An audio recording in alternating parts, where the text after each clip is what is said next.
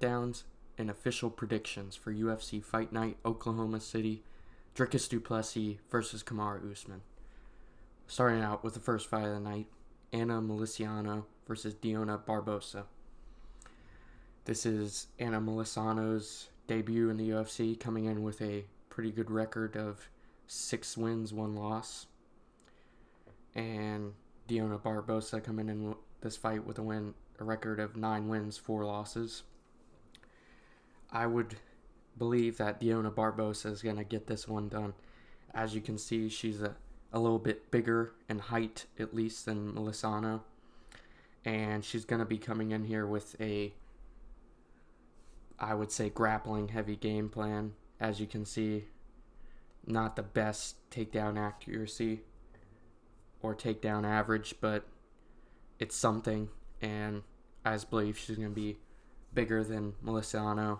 And even if she has to turn into a kind of boring fight, grueling against the cage, knees to the thigh, that kind of crotch-hugging sort of thing, she'll do it to win. And Barbosa actually has some pretty good wins in the UFC. She submitted Deanna Belbita in a round. That's a pretty good win. She won a decision against Melissa Gatto. That's a pretty good win. And so she's got the experience in the UFC on her side, and she's a little bit bigger, so I would predict her to win by decision. On to the next fight of the night. RJ Harris versus Alvin Hines. Alvin Hines, RJ Harris, another guy making his debut in the UFC, coming in with an undefeated record of 5-0. If I had to give my official prediction for this one, would be Alvin Hines by decision. And I just think, obviously he's got a little bit more experience and UFC experience, even just one fight, which he lost to Janata Deniz, but Janata Deniz is not a horrible heavyweight, so not a horrible loss. And why I think Alvin Hines will win this fight is he's shown an ability to push a pace, and anybody who can push a pace at heavyweight is going to do pretty decent. And even though RJ Harris is 5-0, I just don't think his record's all that impressive. For a guy who's getting his shot in the UFC this early, you think it'd be all spectacular one-round knockouts, but it's not. He's got a couple finishes, but not anything crazy. And this isn't like some athletic prospect coming in. You can kind of see he's a little chubby to the midsection. Obviously, Alvin Hines is a little chubbier. But I would predict Alvin Hines to win by decision, just by pushing the pace. Plus, this guy kind of looks like the actor from the original Fantastic Four who played the Thing, Michael Chiklis. So I would predict Alvin Hines to win by decision, just grueling, pushing the pace, 29-28, maybe 30-27. Okay, on to the next fight of the night, which is Alden Correa versus Stuart Nickel. So we got an American versus an Aussie in this matchup. If I had to give my prediction, I would predict Alden Correa by late TKO, late second round, third round maybe. Alden Correa, I believe, is a training partner of Joshua Van. So, doing good things at flyweight. If I had to give my reasonings, I would say I think Stuart Nickel's probably going to come in here with a grappling heavy game plan. And as we saw in Alden Correa's last fight versus Alessandro Acosta, he showed an ability to scramble pretty well. And Alessandro Acosta's a pretty good grappler. I mean, he had Muhammad Mokaev in a knee bar that was really tight.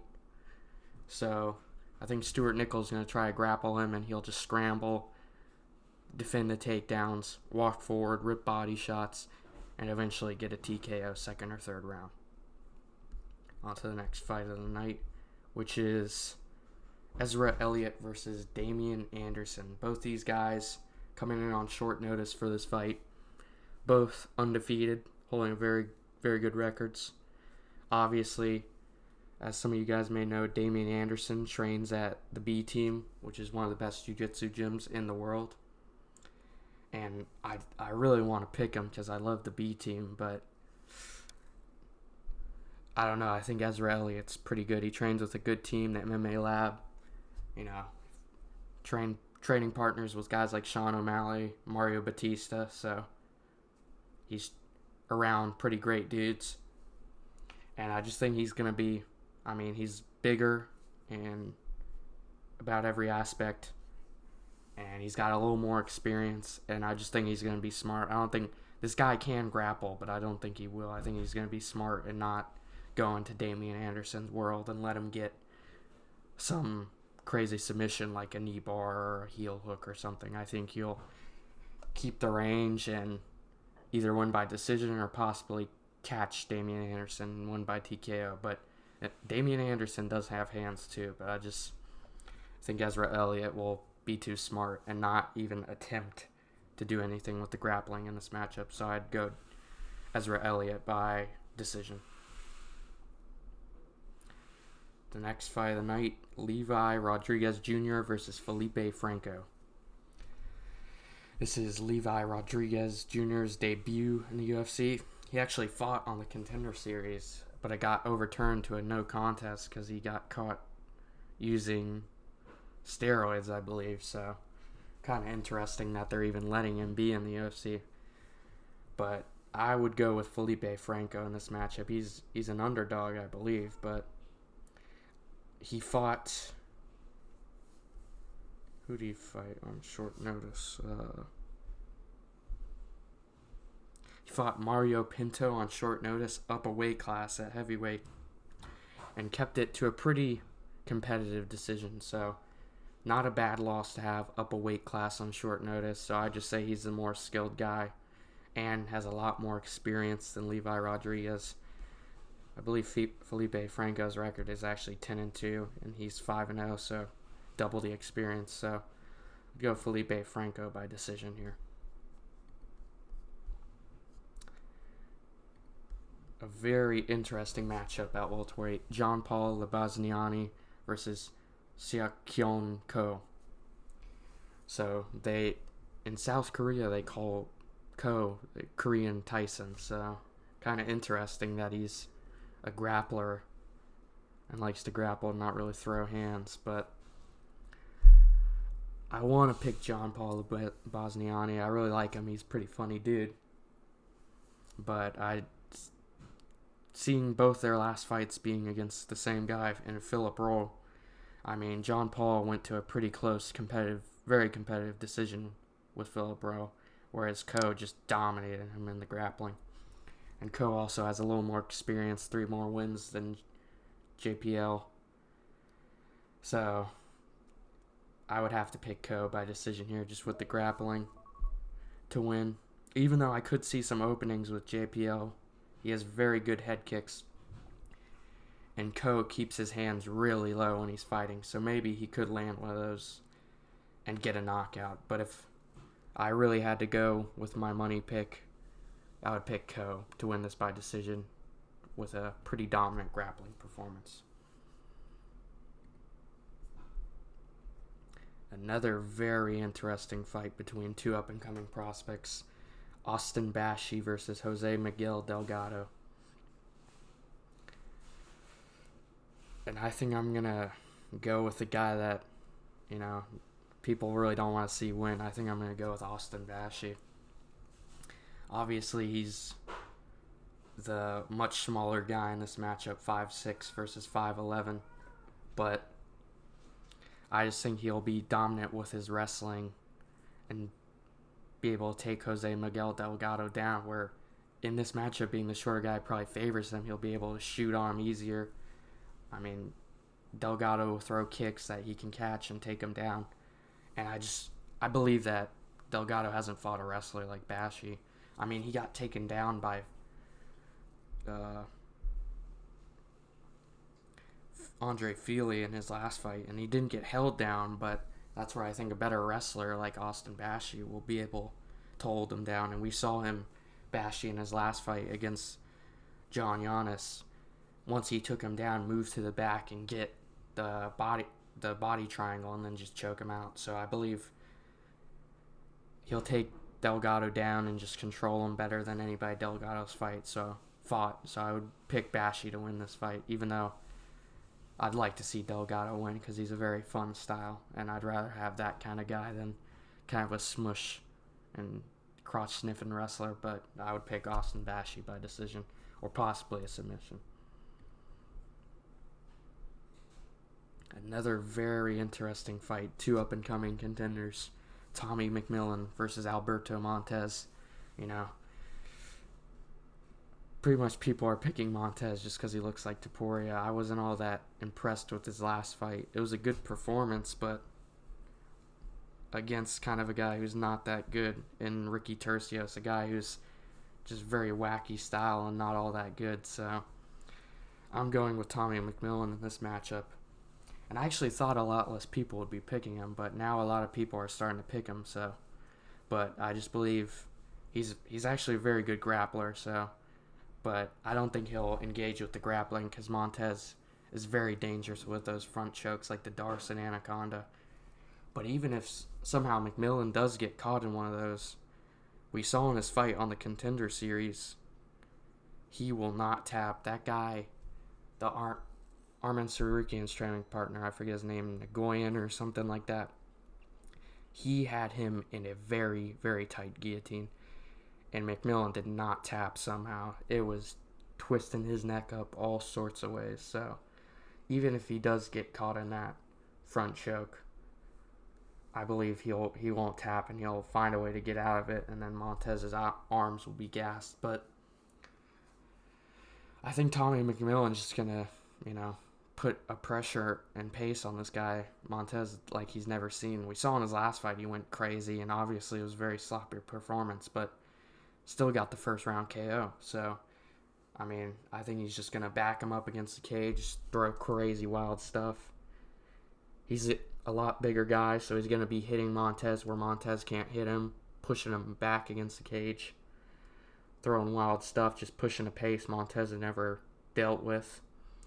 And Montez's one loss is kind of from that reason. He got folded under the pressure and just got KO'd badly. So I could see McMillan definitely doing that. I would say he's going to have to go through a tough first round. I would probably predict a second round KO in this fight. Tabitha Ritchie versus Fatima Klein. I think everybody's kind of going with the same pick here, just Fatima Klein by kind of whatever she wants. Tabitha Ritchie is kind of a UFC industry plant. I feel like she's just ranked because she's dating that boxer guy Dana really likes, the Irish guy. But I've seen her fight live. She's not all that great, Fatima Klein also a lot bigger than her in every aspect. 5 inches taller, 6 inches in reach, 1 inch in leg reach.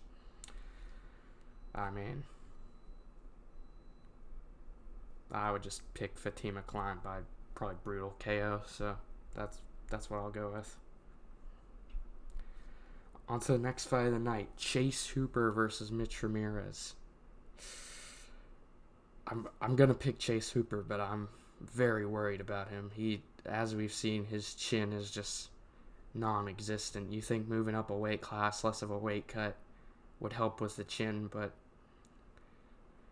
he is so chinny. He gets hit with, you could knock this guy out in a pillow fight. Like, seriously, dude. It's a little worrying. But to be fair, Mitch Ramirez is also coming off, I believe, 2 KO losses. So both these guys are kind of chinny chinsters here. But I'm just going to pick Chase Hooper by either. I'll go with submission. I think he can submit him.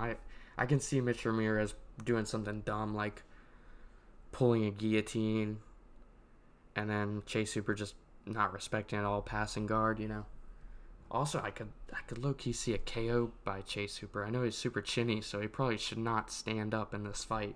But I could see maybe him getting a KO like he did against Slava Claus, who is a very good kickboxer and not really chinny like Mitch Ramirez is.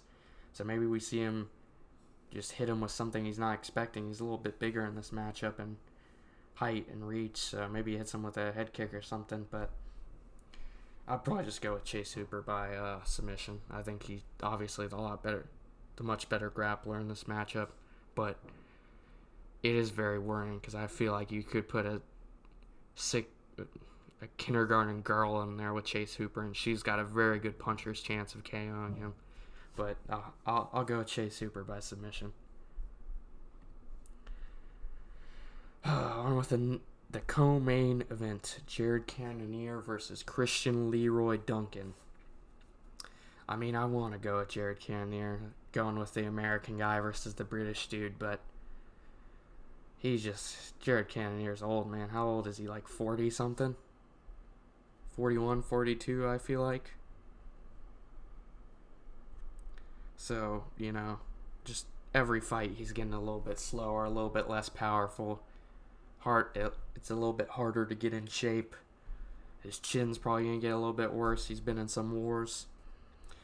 And also in his last fight versus MVP, we saw him fight sort of a similar guy to Christian Leroy Duncan and just really have nothing for him other than when he took him down in the third round. But I don't believe that's going to be there for Jared Cannonier versus Christian Leroy Duncan. I think he's a lot bigger than MVP and definitely a lot stronger. I mean, look at him versus MVP. He's kind of a more skinny guy. So, I just believe Christian Leroy Duncan's going to light him up on the feet. Stuff at every angle, a bunch of spinning stuff, bunch of flying stuff. They call this guy the human Beyblade in England. So, and he's also just much bigger. 3 inches taller, 1.5 inches in reach, and 0.5 inch in leg reach. He's probably just going to kind of style on Jared Cannonier here. I don't know if he'll get a knockout, but I believe he'll probably win by decision in this one, even though I want to see Jared Cannonier win. Maybe if it was a 5-round fight, I'd pick Cannonier, because maybe he could do something with the grappling. I mean, we saw Roman Dolidze eventually take CLD down and take his back in the third round. So maybe if Jared Cannonier could push enough of a pace, he could possibly win with the grappling. But I don't believe that. I think CLD is probably going to win this one pretty easily, 30-27, maybe even a KO. That's what I'd go with. On to the main event. The battle for Africa, Dricus du Plessis versus Kamaru Usman. I already broke this down on my channel, but I was a little shaky in that one, so I'll go ahead and give my breakdown again. So when I first saw this fight get announced, I was very confused because I was like, I know Kamaru Usman fought Chimaev at middleweight, but that was on short notice. And then he went back down and won at welterweight, so I thought he would stay at welterweight, and he's been campaigning for a title shot at welterweight. So randomly he gets a title eliminator at middleweight versus the former champion. It just kind of didn't make sense. And then obviously I was just like, oh, Dricus, this is a free win for him pretty much. But then I started thinking, I was like, dude, Kamaru Usman, like after seeing DDP's last fight, Kamaru Usman could come in here and just smudge DDP for 5 rounds. And, Kamaru picks up a single leg, DDP's falling over himself, DDP's pulling bottom mount, and Kamaru just wins a decision. And I still am worried about that, but I'd be more worried about that if this was a 3-round fight. I would probably pick Kamaru, but with 5 rounds, even if Dricus does have some bad moments in the grappling, he still has 5 rounds to get up and do something. And we saw with Joaquin Buckley in Kamaru Usman's last fight, he started to get up, and in the 5th round he won it, and Kamaru wasn't really able to succeed with the grappling in the 5th round. And I mean, Joaquin Buckley is just obviously a god-awful grappler. We saw that in his last fight versus Sean Brady, who just 10-8'd him every round because he didn't know what takedown defense was. And I know you could say the same thing about Dricus du Plessis in his last fight, but I mean, Hamzat's a different beast than these guys, man. So, but, and I think we need to make one thing very clear about a difference in Kamaru's grappling and Chimaev. Chimaev has a very real submission threat that Kamaru does not have. I mean, so DDP couldn't just stand up or wrestle back into Chimaev. If he stands up, he gives his back and gives a free rear naked choke. If he tries to wrestle back up against Chimaev, he's possibly giving him a Darce. Whereas with Kamaru, his last submission win was the Ultimate Fighter finale. He got like a arm triangle. I really don't think DDP has much to worry about in the submission aspect in this fight. So if he does get taken down, if he's getting smudged, he can literally just stand up, you know. He can just kind of target strength and just fully be the bigger guy and just stand up and not have to worry about getting choked out like he did in his last fight against Chimaev. So that's kind of how I think the grappling will go in this fight. I think Kamaru will have success early, but eventually DDP will just start kind of standing up. And also another thing, talking about submissions, DDP has the submissions in this fight. Even though his submissions always look kind of goofy and stupid, I mean, he's effective at using them, if not to submit, to engage and start a scramble. I mean, he had that really terrible footlock against Derek Brunson that any jiu-jitsu guy would tell you is horrible, but it worked in getting him out of bad positions. So, you know, even though I could see DDP pulling some dumb guillotines, I think the grappling, it's not going to be like it was against Chimaev. And also, another thing I think is going to be huge for DDP in this matchup is the kicks. I mean, we've seen with Kamaru Usman that he does not deal with kicks very well. Obviously, the second Leon Edwards fight, he got KO'd with a head kick, but that was kind of a fluke KO. But in the third fight, I mean, Leon was just lighting him up. Kicks to the legs, kicks to the body. Eventually, after he was reacting bad to the kicks to the body, head kicks. And Kamaru has this very bad tendency, which we saw in the second Edwards fight, which led to the KO, trying to reach down and grab leg kicks, which opens him up very badly for a nasty head kick, putting his head right in the way of where your kick's about to go. So I can see DDP just lighting him up with kicks. I mean, DDP has employed kicks in his game very well against guys who work pretty much are straight up boxers in the UFC, like Sean Strickland, where Sean Strickland's defense is very good, so where DDP could not reach him with punches, he reached him with kicks by throwing head kicks, wrapping around Sean Strickland's Philly shell and hitting him, and which worked pretty effectively in both fights. And I don't think Kamaru Usman has as good of a defense as Sean Strickland does, so I think those kicks will be even more effective against him. And also, you know, Kamaru Usman's getting up there. We don't know how good his chin's going to be. He's 39 years old. Maybe DDP hits him with one of those head kicks and it's over. So, and the last aspect of this fight I haven't seen anybody talking about is actually the fact that DDP has Toon Force. I mean, if DDP needs to, he can get very goofy in this fight. I mean, if Kamaru is about to TKO him on the ground, he's going to feel somebody tap on his shoulder, and he'll look over, and then there's two DDPs, and the one staying over him, and he's just going to pull out a big mallet and hit Kamaru over the head with it, and then that's a KO. You know, Kamaru's trying to shoot a takedown, and he shoots it against what he thought was DDP, but it was just something DDP painted on the wall, and then he punches him from behind.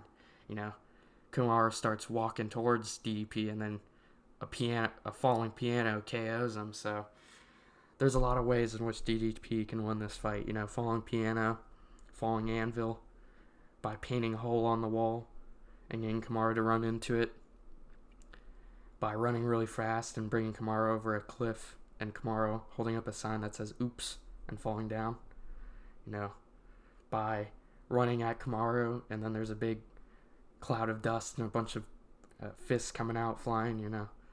So I just think DDP has got a lot of ways to win this fight, obviously. If I had to predict exactly how this fight would end, I would say probably a third or fourth round KO by DDP after really starting to defend the grappling from Kamaru Usman pretty easy. So, yeah, I would go with third or fourth round KO by DDP, and that would officially crown him the King of Africa. So those are my predictions for UFC Fight Night Oklahoma City, DDP versus Kamaru Usman. Like and subscribe if you want more.